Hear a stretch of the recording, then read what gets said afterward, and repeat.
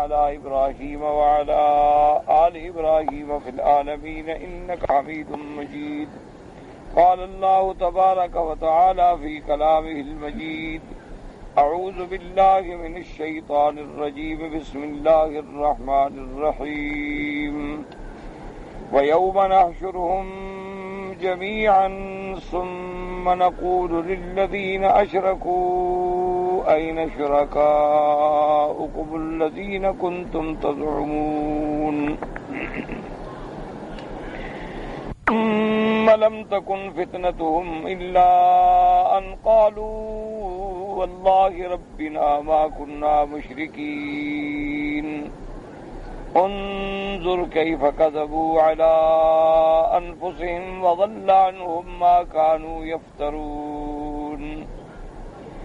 ومنهم من يستمع إليك وجعلنا على قلوبهم أكنة أن يفقهوا وفي آذانهم وقرا وإن يروا كل آية لا يؤمنوا بها حتى إذا جاءوك يجادلونك يقول الذين كفروا إن هذا إلا أساطير الأولين وهم ينهون عنه وينأون عنه وإن يهلكون إلا أنفسهم وما يشعرون. قال المؤلف والمفسر رحمه الله تعالى: أدام النفع بعلومه وعلومكم في الدارين آمين، إلى أن قال: يقول تعالى مخبرا عن المشركين: يوم نحشرهم جميعا يوم القيامة ويسألهم عن الأصنام والأنداد التي كانوا يعبدونها من دونه قائلا لهم أين شركاؤكم الذين كنتم تزعمون، كقوله تبارك وتعالى في سورة القصص: ويوم يناديهم فيقول أين شركائي الذين كنتم تزعمون. اب مفسر رحمۃ اللہ علیہ خبر دیتے ہیں، تفسیر فرماتے ہیں آیات مبارکہ کی کہ اللہ تبارک و تعالی مشرکین کے احوال میں خبر دیتی ہیں کہ یوم نحشرہم جمیعا، جب ہم ان سب کو کھڑا کریں گے قیامت والے دن، اور پھر اللہ تبارک و تعالی ان سے سوال فرمائیں گے کہ کہاں ہیں وہ اصنام، کہاں ہیں وہ انداد، کہاں ہیں وہ شرکا جو تم لوگوں نے میرے بجائے بنائے ہوئے تھے، جن کی تم عبادت کرتے تھے۔ اللہ ان کو فرمائیں گے این شرکاؤکم الذین کنتم تزعمون، جیسے اللہ پاک نے سورۃ القصص میں بھی ارشاد فرمایا وَيَوْمَ يُنَادِيهِمْ فَيَقُولُ أَيْنَ شُرَكَائِيَ الَّذِينَ كُنتُمْ تَزْعُمُونَ۔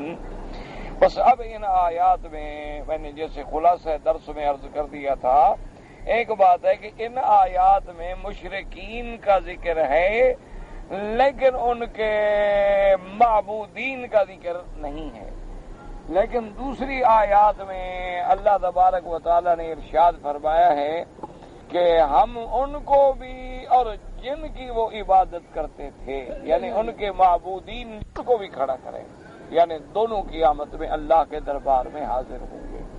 تو اب مفسرین کرام نے جمع فرمایا کہ بھی اس آیت میں ہے کہ یوم نحشرہم جمیعا، کہ جب ہم مشرکین کو کھڑا کریں گے، اور دوسری آیت میں ہے کہ ہم ان کو احشر الذین ظلموا ازواجہم وکانوا یعبدون، جن کو ہم یعنی مشرکین کو بھی اور جن کی وہ عبادت کرتے تھے ان کو بھی کھڑا کریں گے۔ تو اس لیے علماء کرام نے فرمایا کہ آیات میں تعارض نہیں ہے، یعنی کوئی تضاد نہیں ہے، بلکہ ایک جگہ ایک کو ذکر کیا گیا، دوسرا خود بخود سمجھ آ گیا، یعنی ایک جز کو ذکر کیا گیا، دوسری جز جو ہے وہ خود بخود مفہوم، اور کسی جگہ اللہ تبارک و تعالیٰ نے وضاحت میں دونوں کا ذکر فرما دیا۔ اور بعض علماء نے فرمایا کہ مشرکین کو جب جمع کریں گے تو صاف بات ہے کہ معاشر میں تو اللہ نے ہر چیز کو کھڑا کرنا ہے، تو سب کے سب جو ہیں موجود ہوں گے۔ لیکن اب بات کو سمجھ لیں کہ مشرکین نے دنیا میں مثلاً یہودی کے انہوں نے عیسیٰ علیہ السلام کی عبادت، عزیر علیہ السلام کی عبادت کی کہ ان کو اللہ کا بیٹا بنایا، مقام الوہیت پہ سرفراز کر دیا۔ نصارہ ہیں، انہوں نے عیسیٰ علیہ السلام کو خدا کا بیٹا یا عقیدہ تثلیث یا خود جو اتنے بڑھ گئے انہوں نے کہا کہ خود الہ۔ اچھا، اسی طرح وہ لوگ جو کسی اولیاء اللہ کی پوجا کرتے ہیں، عبادت کرتے ہیں، ان کو سجدہ کرتے ہیں، ان کے نام پہ ذبح کرتے ہیں، ان کی نظر نیاز کرتے ہیں، عبادت تو یہی ہوتی ہے نا۔ عبادت کا معنی کیا ہے؟ پکارنا۔ ہم اللہ کو پکار رہے ہیں، عبادت ہے۔ جب ہم کسی غیر کو پکاریں گے تو عبادت میں شرک ہو گیا۔ ہم اللہ کے گھر کا طواف کر رہے ہیں، عبادت ہے۔ جب ہم قبر کا طواف کریں گے تو شرک ہو گیا۔ جب ہم اللہ کے نام پر ہدی قربانی کا جانور ذبح کر رہے ہیں تو یہ عبادت ہے۔ جب غیر اللہ کے نام پہ ذبح کریں گے تو شرک ہو گیا۔ شرک کا معنی کیا ہے کہ وہ کام جو عبادت والے ہیں وہ اللہ کے سوا، اس معبود برحق کے سوا کسی غیر کے لیے کیا جائے۔ اب مثلا پکار ہے، استغاثہ ہے، ندا ہے، سوال ہے، دعا ہے، رکوع ہے، سجود ہے، اپنا اس کے بعد نظر ہے، منت ہے، خیرات ہے، صدقات ہے، سب اللہ کے نام پر یہ عبادت۔ جب اللہ کے سوا کسی غیر کو ہم شریک کریں گے، چاہے لاکھ تعویل کریں، لاکھ بہانہ کریں، لیکن جب غیر کا اس کے اندر تھوڑا سا بھی شرکت آ گئی تو بس اس وقت آدمی مشرک ہو۔ اچھا، یہ بھی ضروری نہیں ہوتا کہ جو بکرے چڑھائے وہ تو مشرک ہے، لیکن اگر 4 آنے کی کوئی مٹھائی بانٹ دے تو وہ مشرک نہیں۔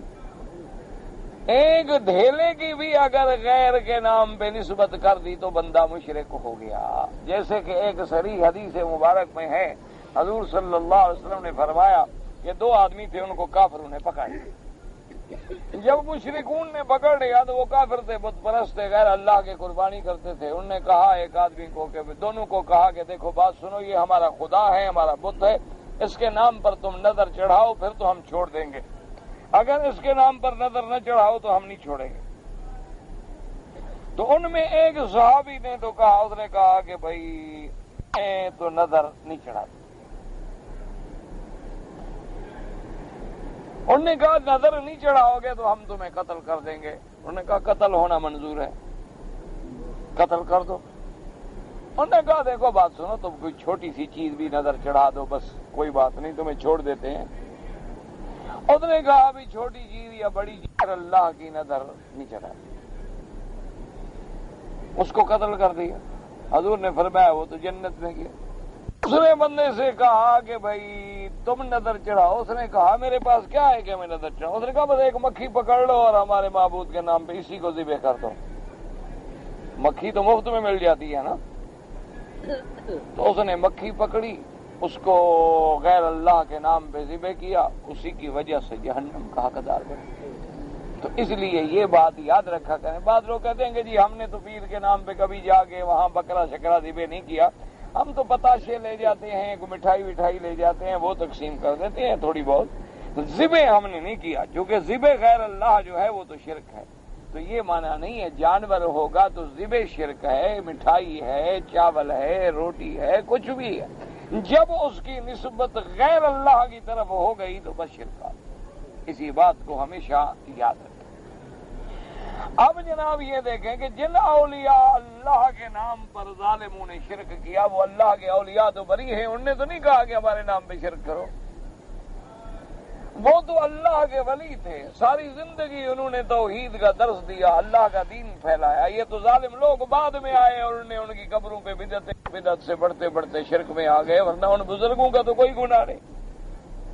تو اب اللہ جب قیامت میں سب کو کھڑا کریں گے تو ان کا نمونہ اللہ نے آپ کو پڑھا دیا، آپ پڑھ چکے قرآن میں، کہ جب عیسیٰ علیہ السلام سے کہیں گے تو کہیں گے اللہ میں بری ہوں، ما قلت لهم الا ما امرتنی به ان اعبدوا اللہ ربی وربکم، میں نے تو ان کو آپ کی عبادت کی دعوت دی ہے، میں نے تو کبھی نہیں کہا کہ نعوذ باللہ میری عبادت کرو۔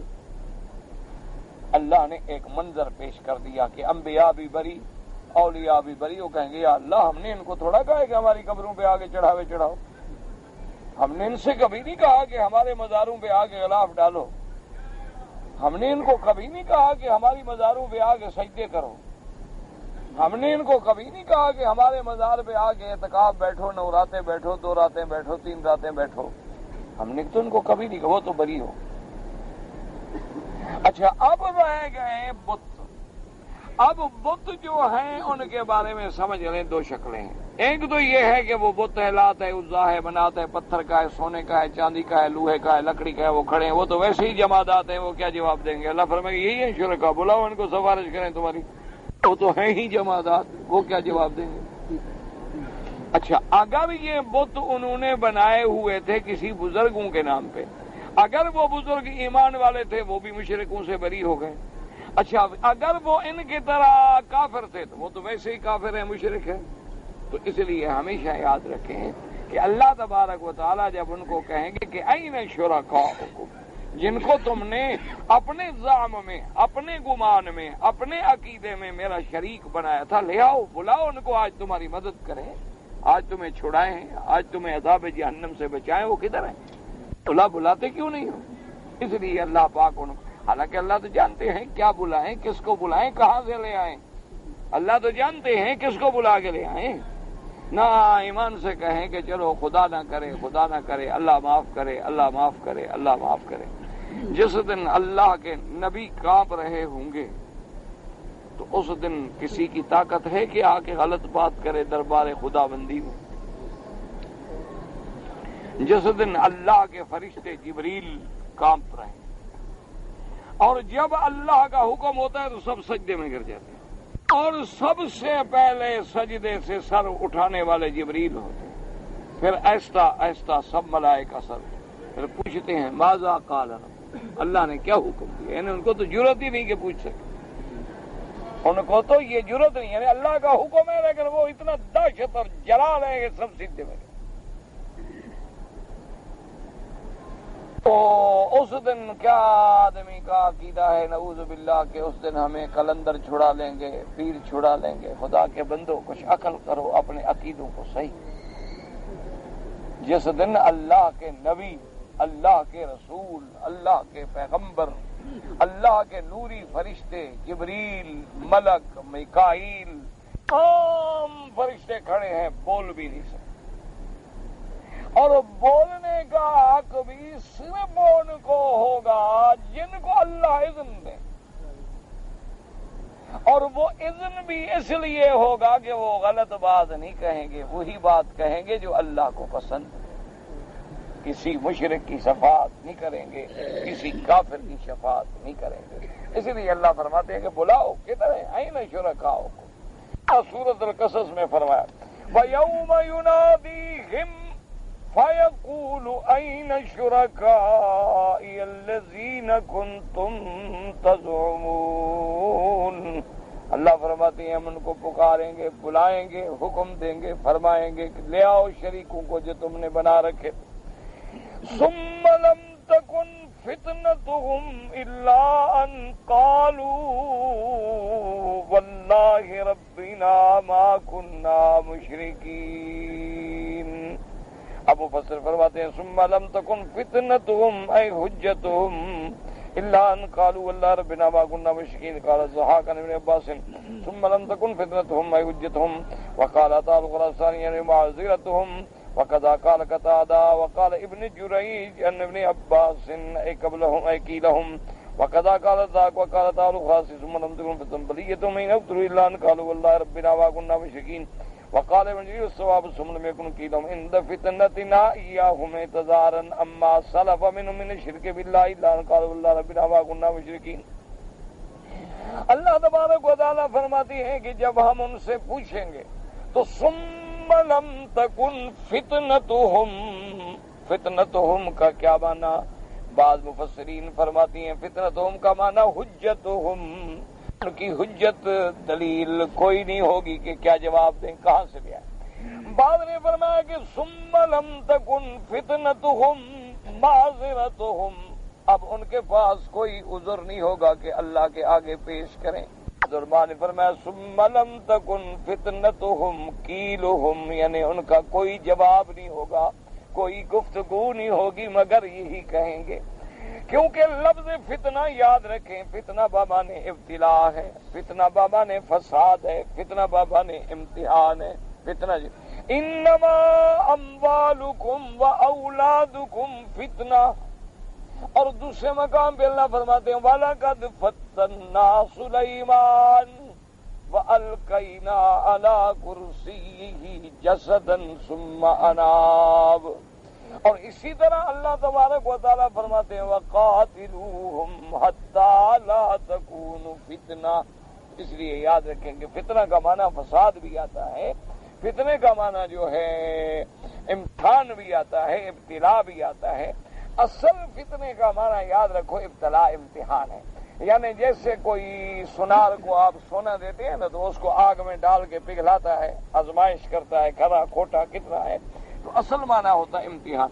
تو اللہ فرماتے ہیں کہ ثم لم تکن فتنتہم، کہ جب اس امتحان میں ہم ان کو ڈالیں گے، اس سے بڑا امتحان کیا ہے کہ بھئی جن کو تم خدا سمجھتے تھے، مشکل کشا سمجھتے تھے، حاجت روا سمجھتے تھے، جن کو تم پکارتے تھے لے آؤ، تو اس ابتلا میں اب ان کا کوئی جواب نہیں ہوگا مگر یہ کہیں گے واللہ ربنا ما کننا مشرکین، میں مولا تیری قسم ہے تو ہمارا رب ہے، ہم نہیں تھے شرک کرنے والے، ہم تو مشرک نہیں تھے۔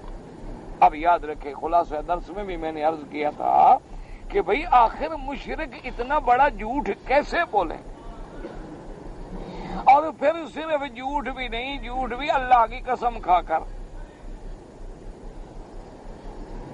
تو اس کے بارے میں مفسرین کرام نے مختلف جواب دیے ہیں۔ بعض نے کہا کہ اصل میں جب وہ دہشت ہوگی نا جی، وہ ہول ہوگا، ڈر ہوگا کہ آج تو مشرک لٹکایا جائے گا، آج تو مشرک کے لیے جہنم ہے، تو وہ بھی ڈر کے مارے اس وقت ان کی زبان سے یہ خود بخود نکل جائے گا کہ کسی طرح ہم بچ جائیں۔ اور دوسرا جواب یہ ہے کہ جو بندے کی عادت ہوتی ہے وہی بات بندے کے منہ سے نکلتی ہے۔ اب دیکھو نا دنیا میں جو بندہ ہے، جو اس نے اپنی عادت بنا لی ہے، کسی کی عادت ہوتی ہے بسم اللہ الرحمن الرحیم، بسم اللہ الرحمن، ہر بات پہ کہتا ہے، کسی کی عادت ہوتی ہے ماشاء اللہ ماشاء اللہ ماشاء اللہ، ذرا سی کوئی بات دیکھے گا کہے گا ماشاء اللہ ماشاء اللہ۔ کسی بندے کی بات ہوتی ہے سبحان اللہ، کوئی چیز ذرا دیکھی سبحان اللہ بھائی سبحان اللہ۔ کسی بندے کی بات ہوتی ہے کہ ذرا بات کی تو گالی، جو بھی نکالا منہ سے گندگی نکالی، عادت۔ حرم میں بھی کھڑا ہو تو گالی دینے سے بات نہیں آئے گا، کچھ بھی نہ کہہ سکے تو یہ تو کہہ دے گا بڑے الو کے پٹھے ہو، اتنا تو کہہ ہی دے گا، حالانکہ اس کے نزدیک یہ معمولی بات ہے۔ کسی بندے کو انسان کی اولاد کے بجائے جانور کی اولاد بنا دے، اس سے بڑی کوئی گالی ہے؟ لیکن وہ اس کو عام سمجھ کے اور کچھ نہیں تو کہہ دے گا گدھا ہو، وہی گدھا جانور ہے، یہ انسان ہے، یہ احسن تقویم ہے، وہ سب سے بلید جانور ہے، تم بندے کو گدھا بنا رہے ہو، اللہ کی مخلوق کو تبدیل کر رہے ہو۔ تو جو عادت ہوتی ہے، چونکہ ان کی عادت تھی جھوٹی قسمیں کھانے کی، اس دن بھی وہ کھا لیں۔ بعض علماء نے فرمایا کہ نہیں، نہ یہ عادت کی بات ہے نہ جھوٹی بات ہے، اصل مسئلہ یہی ہے کہ دنیا میں بھی مشرک جب شرک کرتا ہے تو وہ یہ کبھی نہیں کہتا کہ میں مشرک ہوں۔ اگر یہ بات مان لے کہ میں مشرک ہوں تو کرے کیوں؟ دیکھو نا جو بندے بدعت کرتے ہیں وہ کبھی کہتے ہیں بدعت ہے، اگر اس کو بدعت مان لے تو کون کرے؟ اب 11ویں شریف کا دودھ ہے، 11ویں شریف کی رات میں جناب دودھ تقسیم کریں گے، اگر وہ مان لیں کہ یہ بدعت ہے تو پھر کریں کیوں؟ وہ تو اس کو عبادت سمجھتے ہیں نا کہ بھئی ایک بزرگ ہے، اسی رات میں ایک بڑھیا کو نجات ملی تھی، اس نے منت مانی تھی کہ میں کھیر دودھ تقسیم کروں گی، ہم بھی پیر کے نام پہ دودھ تقسیم کریں گے تو ہمارے بچے بھی بچ جائیں گے، کبھی ڈوبیں گے نہیں، کبھی ہلاک نہیں ہوں گے، کبھی برباد نہیں ہوں گے۔ وہ تو اس کو عبادت سمجھ کے کر رہے ہیں، اگر وہ سمجھیں کہ ہم غلط کر رہے ہیں تو بدعت سمجھے تو کرے کون؟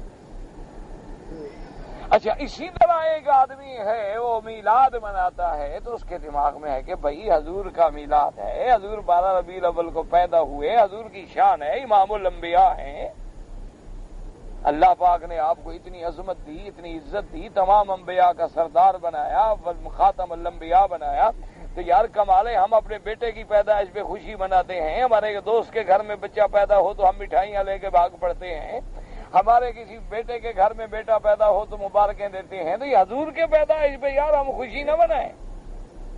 کمال ہے، یہ تو وہابی ہیں، پاگل ہو گئے، کہتے ہیں یہ تو بالکل پاگل ہو گئے، بھئی حضور پاک سرکار دو جہاں، ان کی خوشی ہم کیسے نہ منائیں؟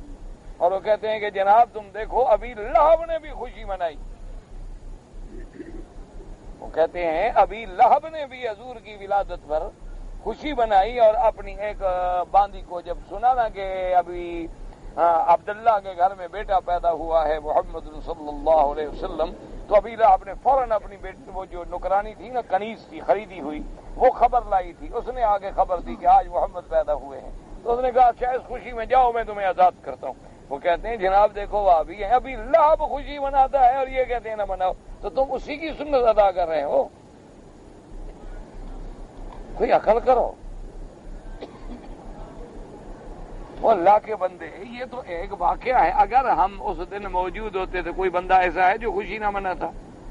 مسئلہ یہ نہیں، مسئلہ یہ ہے کہ کیا حضور کی اس ولادت کے دن کو حضور کی زندگی میں منایا گیا؟ مسئلہ یہ نہیں کہ حضور کی ولادت خوشی نہیں، حضور کی ولادت نہ ہوتی تو ہم تو سارے جہنم میں جاتے، سارا شرک ہوتا، کفر ہوتا، اندھیری ہوتی نا۔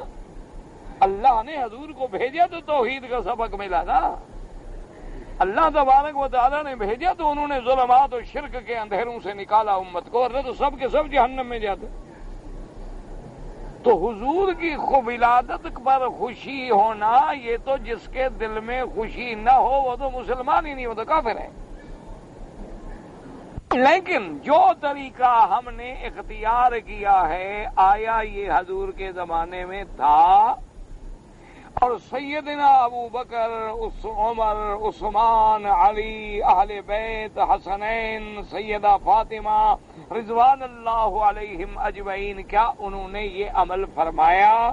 کیا ان کو حضور کی ولادت سے ان کو اتنی بھی محبت اور خوشی کا مسئلہ جو ہمارے 12ویں صدی کے بعد مولویوں کو سمجھ آیا، ان کو سمجھ نہیں آیا؟ مسئلہ یہ ہے، ورنہ جن کے دل میں حضور کی ولادت پہ خوشی نہ ہو تو مسلمان ہی نہیں ہو سکتا۔ کون مسلمان ہے جس کے دل میں حضور کی خوشی نہ ہو، حضور صلی اللہ علیہ وسلم کی محبت نہ ہو اور عقیدت نہ ہو؟ اس لیے ہمیشہ یاد، اسی لیے علماء نے لکھا ہے کہ بڑے سے بڑا گناہگار توبہ کر لیتا ہے، زانی، شرابی، قاتل، ڈاکو توبہ کر لیتا ہے، لیکن بدعتی توبہ نہیں کرتا۔ اس کی وجہ یہ ہے کہ گناہگار لاکھ گناہ کرے لیکن اس کو سمجھتا گناہ ہے، اس کو اچھا نہیں سمجھتا، اور بدعت والا اس کو دین سمجھتا ہے۔ اب وہ دین سے توبہ کیسے کرے بیچارہ؟ وہ تو سمجھ رہا ہے کہ میں جو کچھ کر رہا ہوں یہ دین ہے، یہ اللہ کی رضا ہے، یہ حضور پاک کی رضا ہے، یہ اولیاء اللہ کی رضا ہے، تو وہ بیچارہ اس کو کیسے چھوڑ دے؟ تو اس لیے علماء نے لکھا ہے کہ بڑے سے بڑے گناہگار سے یرجا، امید ہے کہ توبہ کر لے، لیکن اہل بدعت جو ہیں اس سے امید نہیں ہوتی کہ وہ توبہ کر لیں۔ الا من ہداہ اللہ، ہاں اگر اللہ ان کے دلوں کو پھیر دے تو اللہ قادر ہے، اللہ کے آگے تو کوئی مشکل ہے نہیں، اللہ تبارک و تعالی اس کو سمجھ دے دے۔ تو اس لیے ہمیشہ یاد رکھیں، وہ یہ جو کہیں گے نا واللہ ربنا ما کنا مشرکین، وہ اپنے عقل میں ٹھیک جواب دے رہے ہیں، وہ کہتے ہیں ہم تو شرک کرتے نہیں، ہم تو میرا اللہ ان کے بعد جاتے تھے آپ کے لیے، ہم نے لات، عزا، منات یہ جو بت بنائے تھے ان کا تقرب کرتے تھے، تاروں کا، سورج کا، چاند کا، ان سب کا کیوں کرتے تھے؟ تاکہ آپ کے ہم قریب آ جائیں، یہ ہم آگے ان کی نظر چڑھاتے تھے کہ آپ ہم سے راضی ہو جائیں، ان کی خدمت تو آپ کے لیے کر رہے تھے، ہم شرک کر رہے تھے۔ اس لیے وہ قیامت میں بھی وہی بات کریں گے کہ اللہ میاں ہم نے تو شرک نہیں کیا، ہم تو مشرک ہیں نہیں۔ اللہ کہیں گے اچھا آپ تمہیں سب جاتے ہیں کہ شرک کیا ہوتا۔ یہی وجہ تھی کہ جب حضور نے قرآن کی آیت پڑھی اتخذوا احبارهم ورهبانهم اربابا من دون اللہ، حضور نے فرمایا کہ ان لوگوں نے، یہود و نصارہ نے، اپنے پیروں کو اور اپنے مولویوں کو، اپنے پادریوں کو اللہ کے سوا رب بنا لیا تھا، ان کو بھی رب سمجھتے تھے۔ ابھی بیٹھے تھے، اس نے کہا یا رسول اللہ کا قرآن ہے، میرا ایمان ہے، برحق ہے، لیکن وہ لوگ ان کو رب تو نہیں کہتے تھے، ہم رب تو نہیں مانتے تھے۔ اللہ نے فرمایا کہ رب جانتے تھے، ہم ان کو اپنا مرشد مانتے تھے، اپنا پادری مانتے تھے، ہم ان کو اپنا پیر مانتے تھے، لیکن ان کو ہم نے کبھی نہیں کہا کہ تم ہمارے رب ہو۔ اللہ کیسے فرماتے؟ حضور نے فرمایا میرے صحابی سنو، اگر وہ تمہارے پیر، تمہارے احبار، تمہارے رہبان، تمہارے کاہن تمہیں کہہ دیتے کہ جمعہ کے دن کام نہیں کرنا، کام کرنا حرام، تو مانتے تھے؟ ہاں جی۔ وہ تمہیں کہہ دیتے کہ بھائی جو چربی جو ہے اگر جانور کے ہڈیوں کے ساتھ، گوشت کے ساتھ لگی ہوئی ہے وہ تو حلال ہے، جو الگ ہے وہ حرام ہے، اگر وہ حرام کر دیں تم سمجھتے تھے کہ حرام ہے؟ انہوں نے کہا ہاں حضور یہ بات تو ہے، وہ کہتے تھے کہ حلال ہے، ہم سمجھتے تھے حلال ہے، وہ کہتے یہ حرام ہے، ہم کہتے یہ حرام ہے، وہ کہتے ہیں اس دن عبادت کرو، ہم کہتے تھے ٹھیک ہے، وہ کہتے ہیں اس دن عبادت نہ کرو، ہم نہیں کرتے تھے۔ انہوں نے کہا تو یہی تو ہے نا خدا ماننا، کیونکہ حلال حرام کا اختیار کس کو ہے؟ تو جب تم نے ان کے کہنے پر کسی چیز کو حلال مانا یا حرام مانا تو اس کا معنی تو یہ ہوا کہ تم نے ان کو خدا سمجھا، جو خدا کے اختیارات ہیں تم نے غیر میں۔ اسی لیے اب دیکھیں نا کہ روافظ کی کتابوں میں باقاعدہ لکھا ہوا ہے، وہ کہتے ہیں کہ جو ہمارے امام ہیں 12، وہ کہتے ہیں امام جو ہیں یعلمون الغیب، عالم الغیب ہیں۔ اچھا وہ کہتے ہیں کہ یحلون ویحرمون ما شاء، جو چاہیں حلال کر دیں، جو چاہیں حرام کر دیں۔ وہ کہتے ہیں علم ما کان وما یکون کا تمام علم جو ہے وہ ہمارے 12 اماموں کو ہے۔ تو اب جو اللہ کی صفتیں ہیں جب امام میں مان لی تو گویا ان کو بھی خدا کے مرتبے پر لے آئے، یہ معنی ہوتا ہے، اس لیے سمجھ۔ اب مفسر رحمۃ اللہ نے فرماتے ہیں کہ وہ پھر یہی عرض کریں گے وقال ابن ابی حاتم حدثنا ابو سعید الاشج قال حدثنا ابو یحیی الرازی ان عمرو بن ابی قیس ان مطرف من حال سعید بن جبیر بن عباس قال تعاوذ وقال يا ابن عباس سمعت الله يقول والله ربنا وما كنا مشركين قال اما قول والله ربنا وما كنا مشركين نور الله على الصراط فقالوا تعالوا فلنجهد فيجهدون يقولون لا فاهم شهدي مرجن ويقولون حديثا قال في قلبك الان شيء من ليس القرآن شيء لا ورد فيه شيء ولكن لا تعلمون رجعوا۔ اب جناب فرماتے ہیں کہ ایک آدمی آیا اور اس نے حضرت ابن عباس رضی اللہ تعالی عنہ، ان کو اللہ نے خصوصی طور پہ قرآن کی تفسیر کا علم عطا فرمایا تھا، کیونکہ حضور نے دعا مانگی، حضور نے ان کے لیے دعا مانگی تھی اللہ اس کو قرآن کی فہم عطا فرما، قرآن کی تفسیر عطا فرما۔ تو بڑے بڑے صحابہ کو جو بات سمجھ نہ آتی وہ ابن عباس سمجھ، وہ آیا اور آگے کہنے لگا کہ حضرت ابن عباس میں نے قرآن میں پڑھا ہے کہ واللہ ربنا ما کننا مشرکین، قیامت والے دن مشرک قسم کھائیں گے کہ اللہ ہم نے تو شرک نہیں کیا، تو یہ کیسے قسم کھائیں گے؟ قیامت کا دن ہوگا اور کافر خدا کی جھوٹی قسم کھا کے کیسے جھوٹی بات کریں گے؟ حضرت ابن عباس نے فرمایا کہ تم نے سمجھا نہیں، اللہ نے قرآن میں کوئی چیز ایسی نازل نہیں کی جس کو اللہ نے قرآن میں وضاحت کر کے بیان نہ فرما دیا ہو۔ یہ الگ بات ہے کہ تم قرآن کو سمجھ نہ سکو، اسی لیے علماء کہتے ہیں ہمیشہ یاد رکھو کہ اس آدمی کو مقام اجتہاد نصیب ہوتا ہے جس کا اللہ کے قرآن پہ پوری نظر ہو اور مسائل منصوص اور غیر منصوص، متعارض غیر متعارض اور مقدم مؤخر، ناسخ منسوخ، مطلق مقید، اور پھر جو قرآن اور حدیث کے احکام میں سمجھ سکتا ہو کہ بعض مسائل ایسے ہوتے ہیں کہ دلالت النص سے ثابت ہوتے ہیں، بعض مسائل ایسے ہوتے ہیں جو اشارت النص سے ثابت ہوتے ہیں۔ اس لیے اللہ کے قرآن پر جب اتنا نظر نہ ہو تو ہر آدمی کو مسیحا بنانے کی اجازت نہیں دی جا سکتی کہ جو آدمی 2 پڑیاں باندھ لے وہ حکیم بن جائے، جو آدمی سر پہ اس طرح پھروا لے وہ قلندر بن جائے، جو آدمی کچی روٹی پکی روٹی پڑھ لے ماشاءاللہ وہ مولوی بن جائے۔ یہ بات نہیں، علم بڑی مشکل بات، اسی لیے حکم ہوتا ہے کہ پھر کوئی مشکل مسئلہ ہو تو رجوع کرو، جا کے عالم سے پوچھ۔ اب صحابی آگے حضرت ابن عباس سے پوچھ رہا، حضرت ابن عباس جواب دے رہے۔ یہی بات ہم کہتے ہیں کہ بھی مسئلہ نہیں آتا تو علماء سے پوچھو، مسئلہ نہیں آتا تو فقہا سے پوچھو، مسئلہ نہیں آتا تو ائمہ اربعہ کی طرف رجوع کرو، کیونکہ بڑے بڑے لوگ جو علم کے پہاڑ تھے لیکن انہوں نے بھی اپنے آپ کو ان سے نہیں نکالا ہے۔ حضرت ابن عباس نے فرمایا کہ سمجھو فَإِنَّهُمْ رَأَوْا دُخُولَ الْجَنَّةِ، کہ جب مشرکین قیامت میں دیکھیں گے کہ آج موحد اللہ کی توحید والے، صحیح عقیدے والے، ایمان والے جنت میں جا رہے ہیں، تو وہ سارے سوچیں گے، اکٹھے ہوں گے، کہیں گے آؤ ہم بھی انکار کر دیتے ہیں کہ ہم نے بھی شرک نہیں کیا۔ جب ہم قسم کھا لیں گے اللہ ہمیں بھی جنت بھیج دیں گے، ہم نے شرک نہیں کیا، بس ٹھیک ہے، کیونکہ آج جنت مل رہی ہے موحدین کو، مشرکین تو جا رہے ہیں سیدھے جہنم۔ تو لہذا ایسا کرو کہ مل کے ہم بھی پکے ہو جاتے ہیں اللہ بھی ہم نے شرک نہیں کیا۔ تو اس لیے وہ جب دیکھیں گے تو انکار کر دیں گے۔ اللہ فرمائیں گے اچھا تم نے شرک نہیں کیا؟ نہیں اللہ بھی ہم قسم کھا رہے ہیں۔ اللہ فرمائیں گے اچھا ان کی زبان پہ مہر لگا دو، ان کے ہاتھوں سے پوچھو، ان کے سر سے پوچھو، ان کے چمڑے سے پوچھو، ان کے پاؤں سے پوچھو۔ اليوم نختم على افواههم وتكلمنا ايديهم وتشهد ارجلهم بما كانوا يكسبون۔ اللہ فرمائیں گے ہاں جی بتاؤ، پاؤں سے حکم دیں گے کتنے مزاروں پہ چل کے گئے تھے؟ اچھا جی پیشانی بات کرو، کتنی قبروں پہ سجدہ کیا تھا؟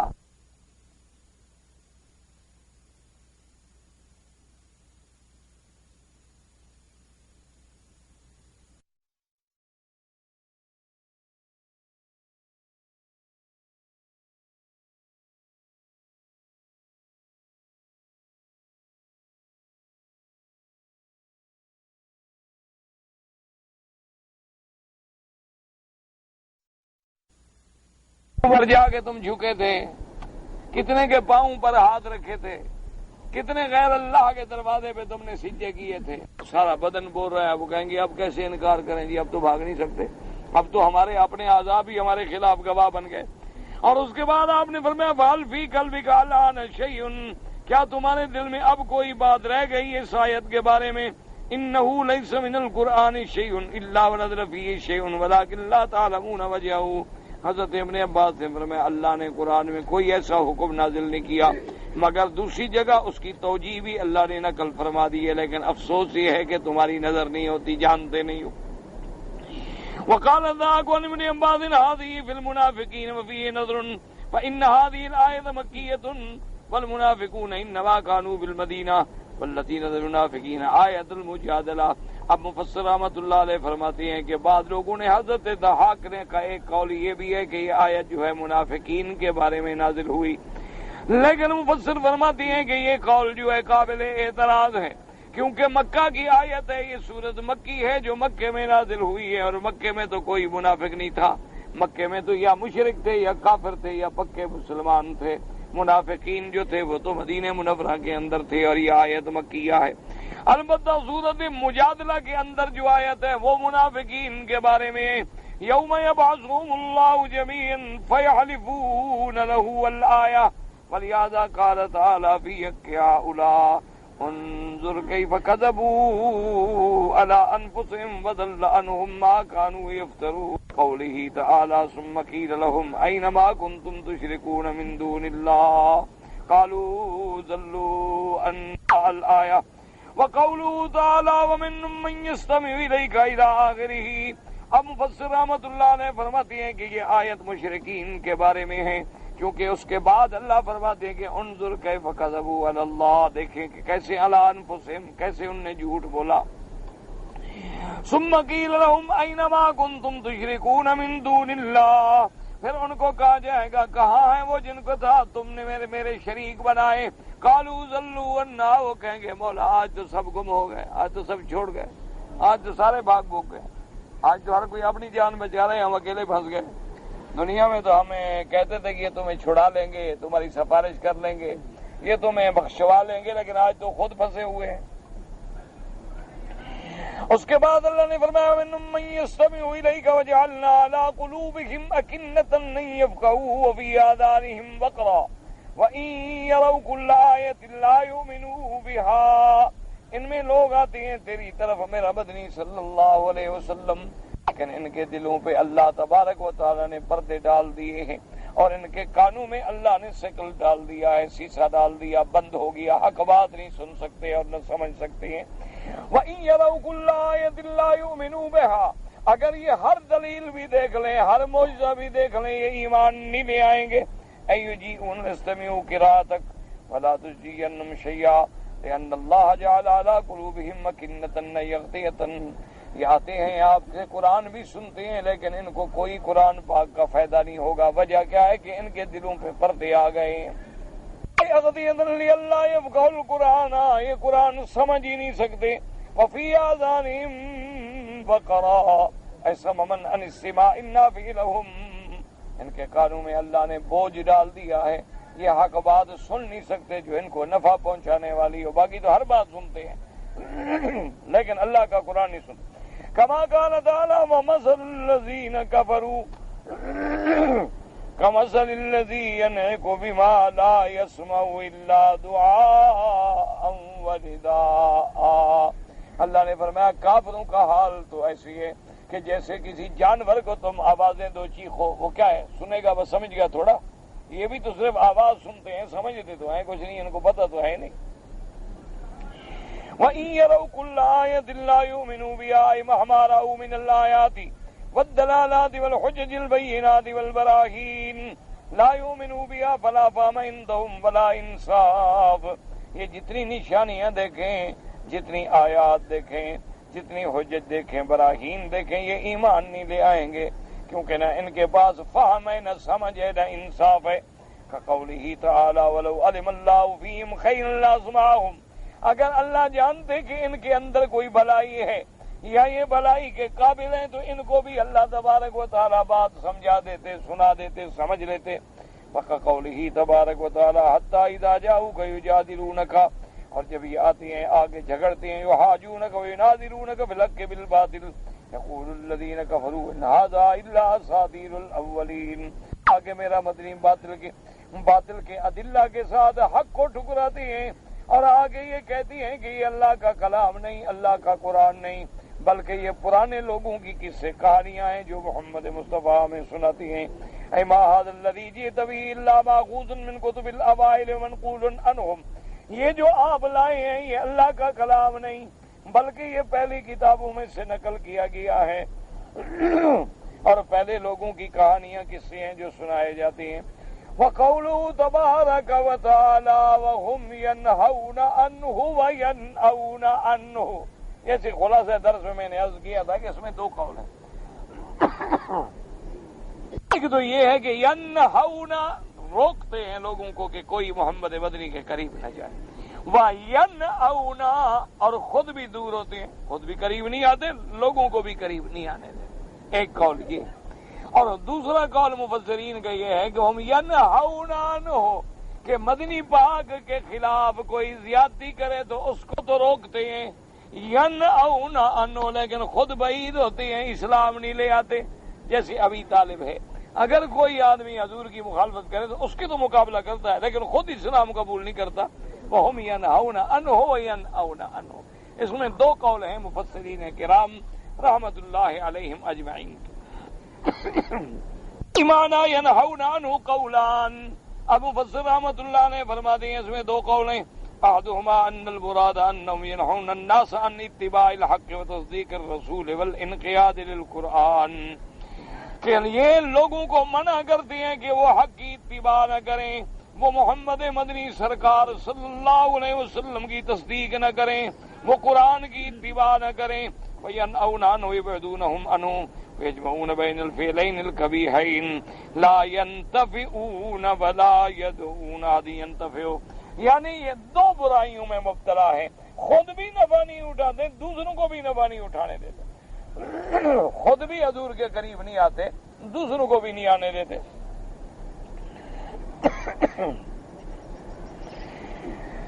قال علی بن ابی طلحہ عن ابن عباس وهم ينهون عنه أن يردون الناس عن محمد صلى الله عليه وسلم أن يؤمنوا به.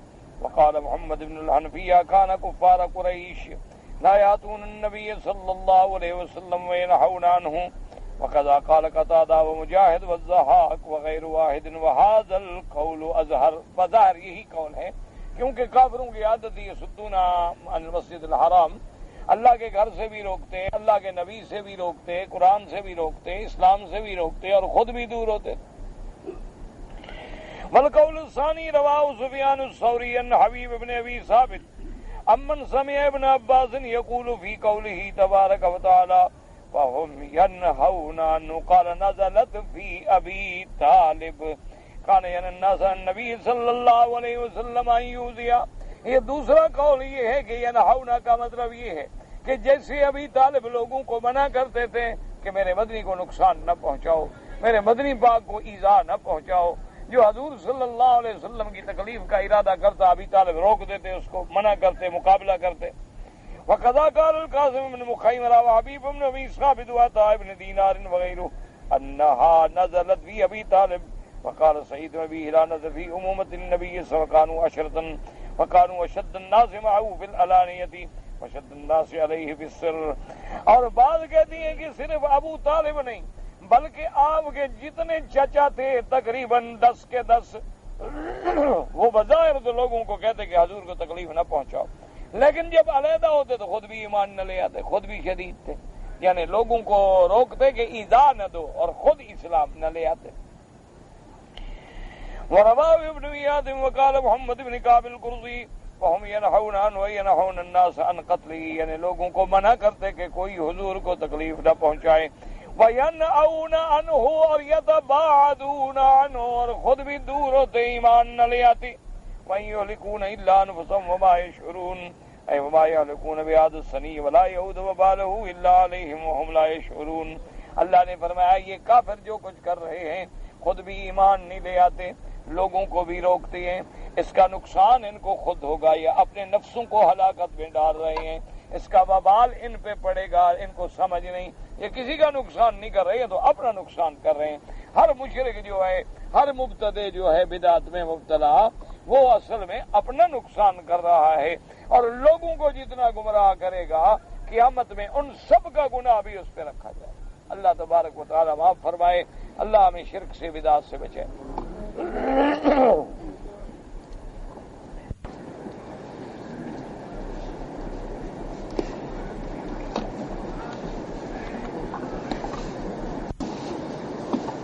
کہتے جی کہ ایک کھیل ہے جس کا نام پتہ نہیں کیا ہے، گیم ہے کوئی تائیلندی، پتہ نہیں کیا لکھا ہے. اس گیم میں نظام یہ ہے کہ اس میں صرف 3 نمبر ہیں. اگر کسی شخص کا ان 3 نمبر پر 5 ریال لگائے اور جیت جائے تو اس کو 2500 ریال مل جاتا ہے، اور ہار گیا تو مقصد ہے کہ اس کا وہ 5 ریال جو ہیں وہ چلے جائیں. بہرحال گزارش یہ ہے کہ یہ جوا ہے، اسی کا نام قمار ہے. اور اسلام نے ربا اور قمار یا میسر، جوئے گئے اور ربا کی جتنی قسمیں ہیں سب کو حرام. جوئے کا معنی یہی ہوتا ہے کہ اب آدمی نے گیم پر ایک نمبر پر 5 ریال لگائے، اگر تو وہ نمبر نکل آیا تو اس کو 2500 مل گئے، اور اگر وہ نمبر نہ نکلا تو اس کے 5 ریال ضائع ہو گئے. اچھا اب دیکھیں مثال کے طور پر 1000 آدمی نے 5 ریال لگائے تو کتنے پیسے ہو گئے؟ 5000. اچھا نکل آیا 1 کا تو اس کو کتنے مل گئے؟ تو 2500 تو وہ کما گئے نا، ان کو تو کوئی گھاٹا نہیں ہوا. لیکن ہمارا 1000 آدمی جو ہے وہ برباد ہوا، اس کا تو نقصان ہو گیا نا. ہم تو جوا ہے، اور جوا کیا ہوتا ہے. اور یہ بات بھی یاد رکھیں کہ آج کل پوری دنیا میں، پورے عالم میں، پوری دنیا میں، عالم اسلام میں، بلاد مسلمہ میں یہ قمار اور ربا جو ہے یہ اللہ کا عذاب ہے. دعا کریں کہ اللہ اپنا عذاب رفع فرما دے، اللہ تبارک و تعالی عذاب رفع فرما دے. اب پوری دنیا میں آپ چلے جائیں، کسی ملک میں آپ چلے، ساری دنیا کے کاروبار ٹھپ ہو گئے، صرف اگر کاروبار چل رہا ہے تو جوا. آپ پوری دنیا کا اقتصادی مطالعہ کریں، فیکٹریاں ہیں بند ہیں، کارخانے ہیں بند ہیں، ملیں ہیں بند ہیں، امپورٹ ایکسپورٹ ہے بند ہیں. صرف کیا ہے جناب، یہ اس بینک کی سکیم ہے، یہ محافظ ہے، یہ ہمراہ ہے، یہ کروڑ پتی ہے، یہ لاکھ پتی ہے، یہ 10 لاکھ پتی ہے. ایک سکیم ہے، پوری قوم کو جوئے پہ لگا دیا گیا ہے کہ حرام کھانے کے عادی ہو گئے، تمام کاروبار ختم ہو گئے. انجام یہ ہوگا کہ چند سالوں کے اندر اندر یہ قوم مفلوج ہو جائے گی، جیسے فالج کا بندہ پڑا ہوتا ہے، کچھ نہیں کرتا. اسی لیے آپ دیکھ لیں کہ جو لوگ مثلاً اپنے ملک میں بیچارے یا غریب آدمی محنت مزدوری کرنے والا اگر یہاں آ جائے اور اس کو یہاں موقع مل جائے 4 پیسے کمانے کا، ایئر کنڈیشن میں سوئے، فریج میں پانی پیے، باہر کی مرغیاں کھائے، باہر کے انڈے کھائے، پیزے سے ناشتے کرے، جب واپس جائے گا کیا خیال ہے تمہارا وہاں جا کے ہل چلائے گا؟ پھانسی دے دو ہل نہیں چلائے گا، پھانسی پر اس کو لٹکا دو نا ہل نہیں چلائے گا۔ نوجوان بیوی ہو نا اس کو بھی چھوڑ کے بھاگ آئے گا کہ یار وہاں تو ایک ڈبہ زمزم کا بھی بھر کے یار کسی کو دے دو تو 5 ریال مل جائے، نہیں ہے کہ اور کون دھوپ میں مار کھائے۔ حرم شریف کے لیے کوئی نہیں بیٹھا ہوا ہے، ایسے باتیں وہ تو لاکھوں میں کوئی ایک ہوگا، وہ تو لاکھوں میں کروڑوں میں اللہ والے ہوں گے جن کی دعاؤں سے گاڑی چل رہی ہے، ورنہ ہم سب جو آئے نا جی پیٹ زندہ باد، سب اسی نام مراد کے لیے پڑے ہوئے ہیں۔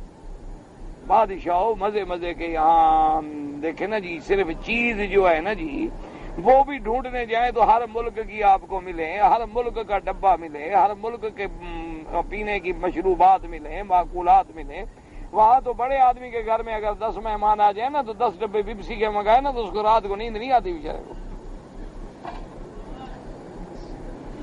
مذاق نہیں کر رہا میں، سچی بات کر رہا ہوں۔ وہاں پتہ ہے کہ ایک ڈبہ کتنے کا ہوتا ہے؟ 17 روپے کا۔ اگر 10 ڈبے منگانے اس کو تو عقل آ گیا کہ نہیں آ گیا؟ یہاں تو آپ کو محسوس نہیں ہوتا نا کیا جی 1 ریال 2 ریال، حالانکہ وہی 1 ریال 14 روپے کا ہے، لیکن چونکہ دینے میں دماغ میں خلل ہے نا کہ میں 1 دے رہا ہوں، وہی 1 کے 14 تو تمہیں مل سکتے تھے نا، اس لیے دماغ میں تو یہ ایک جوا جو ہے، قمار جو ہے، یہ پورے یعنی فتنہ یہود ہے، اور یہ عالمی فتنہ ہے کہ مسلمان قوم کو ہر کام سے ہٹا کے جوئے پہ لگا دے۔ کرکٹ ہے تو جوا، کھلاڑی ہیں تو جوا، بینک ہیں تو جوا، سودا بازار میں بک رہا ہے تو جوا، صابن کی ٹکیا خریدو تو جوا ہے کہ جی جس کے اندر سے ایک ٹکیا ایسی ہے جس کے اندر 5 تولے سونا نکلے گا، بس دھڑا دھڑ خرید رہے۔ اچھا جو بیچارہ یہ سونے کی ٹکیا نہیں بنا سکتا، جھوٹ اس کا صابن نہیں بکتا، اس کی فیکٹری بند۔ ایک سازش ہے، اللہ پاک مسلمانوں کو بچائے، اللہ پاک حرام سے بچائے، یہ خالص حرام۔ اگر جمعرات کے بجائے آپ ہفتے کو یا اتوار کو یا پیر کو کوئی چھٹی کر دیا کریں، یار ہمارے یہاں تو عام طور پہ چونکہ جب سے پڑھا ہے نا بزرگوں سے وہی جمعرات جمعہ ہی چھٹی ہوتی ہے، وہی عادت بنی ہوئی ہے۔ یہ اتوار والا مسئلہ ہمیں تو ہضم نہیں ہوتا، تمہیں ہضم ہوتا ہے تو کرو، ہم سے نہیں ہضم ہوتا۔ یہ ٹھیک ہے، تمہاری بات ٹھیک ہے کہ تمہیں چھٹی ہوتی ہے، تم درس سننا چاہتے ہو، اچھی بات ہے، تمہارا ارادہ بہت اچھا ہے، اللہ تبارک، اسی لیے میں جمعہ کے دن درس دیتا ہوں۔ ایک دن میں مانتا ہوں تو ایک دن آپ بھی میرے لیے مانا کریں۔ تو آپ دعا نہیں کرتے، ابھی سے ہم ڈنڈے پکڑ کے چل رہے ہیں تو پڑھائیں گے کیا؟ دعا ہی نہیں کرتے آپ لوگ۔ جی میرے کچھ دوست ہیں جو رفع دین کرنے کے لیے ایک حدیث میرے پاس لائے، تو دوسری حدیث بھی موجود ہے جس میں حضور نے رفع دین نہیں کیا، وہ کیوں نہیں لے آئے؟ انصاف ہو تو دونوں حدیثیں لے آئے نا، انصاف اگر ہو تو دونوں حدیثیں لے آئے۔ ہم نے تو کبھی جھگڑا نہیں کیا جو کرتے ہیں ان سے، باقی تمہاری مرضی ہے، کوئی فرق نہیں پڑتا کسی کے کچھ کہہ دینے سے۔ ہر حاجت و رزق کے لیے سورۃ یاسین پڑھیں، بالکل پڑھا کریں، کوئی حرج نہیں۔ بہرحال یہ مختلف بزرگوں کے طریقے ہیں، سورۃ یاسین پڑھنے میں کوئی حرج نہیں، سورۃ یاسین قرآن کا دل ہے، سورۃ یاسین جو ہے قرآن پاک کا دل ہے، اور یہ اتنی شان والی سورت ہے کہ حدیث میں آتا ہے کہ اگر بندہ سکرات میں ہے، اس کے روح نکلنے میں تنگی ہو رہی ہے تو وہاں بیٹھ کے پڑھو تو اس مشکل سے بھی اللہ نجات دے دیتے۔ تو جب وہ مصیبت ٹل جائے تو اور چھوٹی موٹی مصیبتیں کیا ہیں؟ ایک بات یاد رکھو، باقی بزرگوں کے طریقے ہیں کہ 3 دفعہ پڑھو، کسی نے کہا 7 دفعہ پڑھو، کسی نے کہا یہ بزرگوں کی بتائی ہوئی بات ہے، اس کا ذکر قرآن حدیث میں نہیں ہوتا۔ اور لیکن اللہ کا قرآن ہے، اس کو جتنی بار بھی پڑھیں گے وہ منع بھی نہیں ہوتا۔ اسی لیے ہمیشہ یاد رکھیں کہ جو وظیفہ قرآن سے ہو وہ اس میں کوئی خطرہ نہ کیا کریں، اور جو وظیفہ حدیث پاک سے ہو اس میں بھی کوئی خطرہ نہ کیا کریں، اور جو وظیفہ اسماء اللہ الحسنی سے ہو اس میں بھی کوئی فکر نہ کیا کریں۔ ڈرا تو اس میں کیا کریں کہ جس میں وہ انتر منتر جنتر ہوتے ہیں ان سے ڈرا کریں کہ شرک کہیں نہ ہو، کافر نہ بن بیٹھے، کہ جبریل کو پکارو، ملاکین کو پکارو، موکل کو پکارو، جن کو پکارو، بھوت کو پکارو، پری کو پکارو، فلاں کو پکارو، وہ سمجھو کہ وہ کالا علم ہے، وہ کفر ہے، وہ شرک ہے۔ اگر اللہ کا قرآن ہے لاکھ دفعہ پڑھو، سورت فاتحہ شفا ہے، سورت یاسین ہے، سورت واقعہ ہے، سورت الملک ہے، یعنی آپ اندازہ فرمائے، حضور نے فرمایا ایسی صورتیں ہیں جو قیامت والے دن اللہ کے دربار میں کھڑی ہو جائیں گی، اللہ ان کو شکل دیں گے، اللہ کھڑے کہیں گے اللہ میاں ہم آپ کے کلام کی صورت ہیں، اللہ فرمائیں گے بالکل۔ انہوں نے کہا اللہ ساری زندگی یہ بندہ پڑھتا ہے، اس کو جب تک آپ نہیں چھوڑیں گے میں نہیں ہٹتی طرح، تو وہ اس کو چھڑا کے جنت میں لے جائے۔ تو اس لیے قرآن کے جتنے وظیفے ہیں وہ پڑھا کریں، اس میں کوئی حرج نہیں۔ باقی پڑھنے کا طریقہ ہے، اب دیکھو نا جی، ایک گولی ہے مثال کے طور پر اسپرین یا اسپرو کی ایک گولی، وہ بھی درد کو فائدہ دے۔ اب ایک ڈاکٹر کے پاس جاؤ، وہ کہتا ہے کہ بھئی آپ ایسا کریں نا، جب آپ کو درد ہونا تو ایک گولی آپ 3 دفعہ دن میں کھا لیں۔ دوسرے ڈاکٹر کے پاس جاتے ہیں، وہ کہتے ہیں نہیں نہیں بھئی ایسا نہ کھانا، اس کو پانی میں ڈالو، جب یہ حل ہو جائے تو پی لینا، ورنہ معدے میں یہ تکلیف پیدا کر دیتی۔ تیسرے ڈاکٹر کے پاس جاتے ہیں، وہ کہتا ہے کہ نہیں بھئی ایسا نہیں کھانا، آدھی روٹی جب کھا لو نا، درمیان میں گولی کھا کے پھر آدھی روٹی اوپر سے کھا، بات تو وہی اس میں نہیں رہا ہے نا۔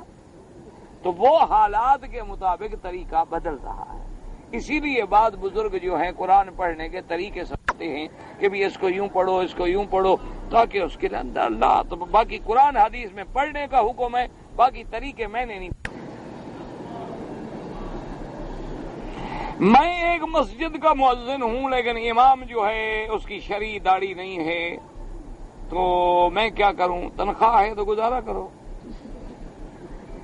بھائی، اگر تمہارا گزارا اسی تنخواہ پر ہے اور کوئی رستہ نہیں تو کیا کرو گے؟ اس کو ہدایت کرتے رہو، اللہ ہدایت دے۔ ورنہ بہرحال فقہا کا مسئلہ یہی ہے کہ جو آدمی داڑھی منڈاتا ہو اس کے پیچھے نماز نہیں ہوتی، کٹواتا ہو نہیں ہوتی۔ صحابی کے مسئلے پر جو ہے وہ اجماع صرف ہمارا نہیں، اجماع صحابہ ہے۔ سیدنا عمر رضی اللہ تعالیٰ عنہ نے جمع کیا 20 رکعت پہ، اور اس کے بعد ابی ابن کعب کے پیچھے، اور تمام صحابہ اس پہ راضی ہو گئے۔ وہ تو سنت ہو گئی، کوئی نہیں مانتا اس کی مرضی، کوئی جھگڑے کی کیا بات ہے؟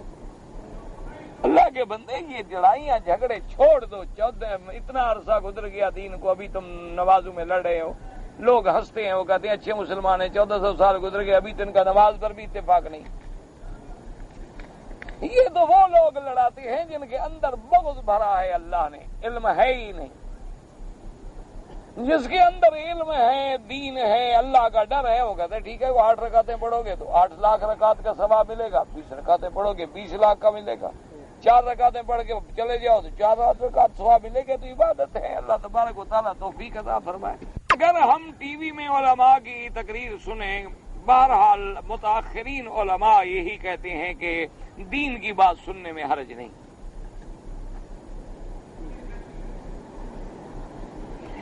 اپنا فرشتے عالم الغیب نہیں ہیں، شیطان کو کیسے علم ہے کہ وسوسہ ڈالتا ہے؟ تو ہر آدمی میں تو شیطان ہے نا، اس علم غیب کا کیا تعلق ہے؟ نہ ایک آدمی یہاں بیٹھا ہو آپ کے ساتھ یوں شرارت کرتا رہے، یہ بھی علم غیب ہے؟ وہ ایسے انگل مارتا رہے تو یہ انگلی مارنا علم غیب ہے؟ اس کا کام ہی اس نے کہا تھا میں اووین گمراہ کروں گا، وہ لگا ہوا ہے، اس میں علم غیب کا کیا ہے؟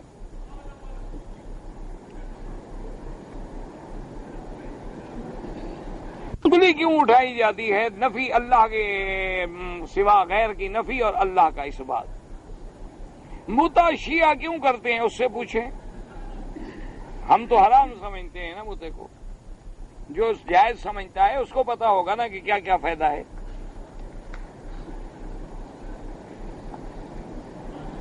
لوگ مسجدوں سے بغیر اجازت زیادہ پانی لے جاتے ہیں، نہیں، پانی کو ضائع نہ کریں، اللہ کی نعمت ہے اور اس کو بلا وجہ صرف نہ کیا جائے، اور مسجد کے لیے ہے تو وہ بھی بغیر اجازت کے نہیں جا سکتا باہر، وہ اسی مسجد کے لیے وقف ہوتا ہے۔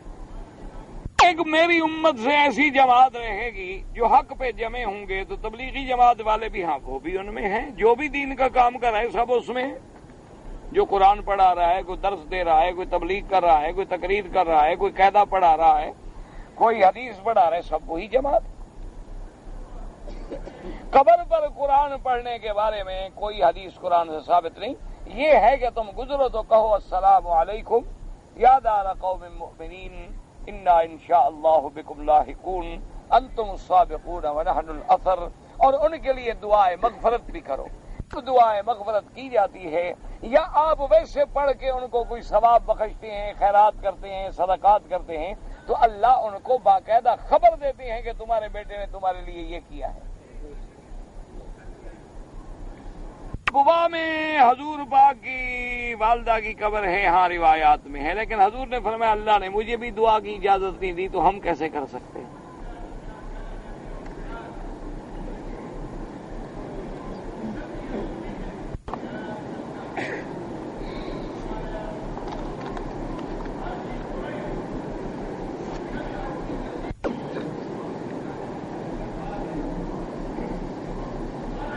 بہرحال آپ کو اگر عمرے کی چھٹی نہیں ملتی ہے تو جھوٹ بولنے کی کوئی ضرورت نہیں. عمرہ سنت ہے، کوئی ضروری تو نہیں ہے. آپ میڈیکل لیو لیں، آپ جھوٹ بولیں، اللہ تو جانتے ہیں نا آپ جھوٹ بنا رہے ہیں نا، تو جھوٹ بولنے کی کوئی ضرورت نہیں. ایک نفل عبادت ہے، اس کے لیے کیوں جھوٹ بولیں؟ موقع مل جائے کر لیں، نہ ملے اللہ کی مرضی. جی حنفی مسلک میں جو عصر کی نماز کا وقت ہے وہ یہاں جس وقت پڑھائی جاتی ہے ہمارے یہاں عصر کا وقت نہیں ہوتا، لیکن علماء احناف کا فتویٰ یہی ہے کہ گو حنفی مسلک میں وقت نہیں ہوتا لیکن حرم کی جماعت کو نہ چھوڑے اور حرم کی جماعت کے ساتھ نماز پڑھ لے. ان کے مسلک پر تو ہو جاتا ہے نا، تو جماعت سے کیوں محروم ہو جائے؟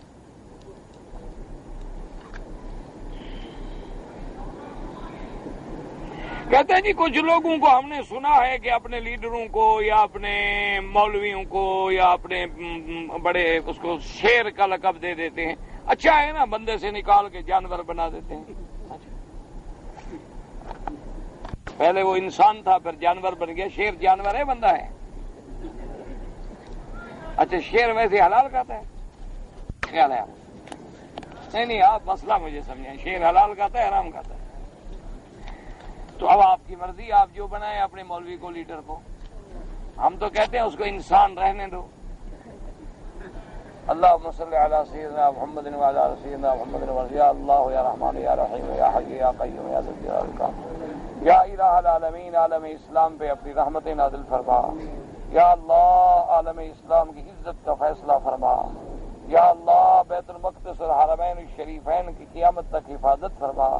یا اللہ فلسطین اور بیت المقدس کو آزادی نصیب فرما. یا اللہ کشمیر میں مسلمانوں کی نصرت فرما. یا اللہ کشمیر میں مسلمانوں کی نصرت فرما. یا اللہ مشرکین اور وثنیین اور ہندو اور بتوں کے پجاریوں پہ اپنا قہر نازل فرما. اللہم انزل علیہم باسق الذی لا یرد عن القوم المجرمین. یا اللہ پاکستان کی حفاظت فرما. یا اللہ پاکستان کے ذرے ذرے کی حفاظت فرما. یا اللہ قرآن و سنت کا قانون نافذ فرما. یا اللہ قرآن و سنت کا قانون نافذ فرما. یا اللہ قرآن و سنت کا قانون نافذ فرما. یا اللہ امن و استحکام قائم فرما. یا اللہ بیماروں کو شفا عطا فرما. یا اللہ بیماروں کو شفا عطا فرما. یا اللہ بے حیاؤں کو حیا عطا فرما. یا اللہ بے دینوں کو دین عطا فرما. بے اولادوں کو اولاد عطا فرما. جن کی اولادیں ہیں ان کو صالح بنا. بے روزگاروں کو روزگار عطا فرما. قرض داروں کے قرض ادا فرما. یا اللہ جن لوگوں نے دعاؤں کے لیے کہا ہے لکھا ہے سب کی حاجتیں پوری فرما. یا الہ العالمین سب کی آرزوئیں اور تمنائیں پوری فرما. یا الہ العالمین ہم سب کا خاتمہ ایمان پہ فرما. اللہم انصر الاسلام والمسلمین. اللہم انصر المجاہدین فی کل مکان. اللہم انصرہم فی کل مکان. اللہم انصرہم نصرا مؤیدا مؤزرا برحمتک یا ارحم الراحمین. یا اللہ کوسوفا میں البانیہ میں مسلمانوں کے چھوٹے چھوٹے معصوم بچے بھی تڑپ رہے ہیں. یا اللہ ان کو دیکھنے والا بھی کوئی نہیں. یا اللہ انہیں عذاب سے چھڑانے والا بھی کوئی نہیں. یا اللہ مسلمان بیٹیوں کی عزتیں اور عصمتیں کافر لوٹ رہے ہیں. یا اللہ تو رحم فرما، ہمارے گناہ معاف فرما. یا اللہ اپنے عذاب رفع فرما. اللہم لا تعذبنا بذنوبنا. اللہم لا تہلکنا بذنوبنا. اللہم لا تمنع عنا بذنوبنا فضلک. اللہم اجعل لنا وللمسلمین من کل ہم فرجا ومن كل ذي خرجا ومن كل بلاء عافية وصلی اللہ تعالی علی خیر خلقہ سیدنا محمد وعلی آلہ واصحابہ اجمعین.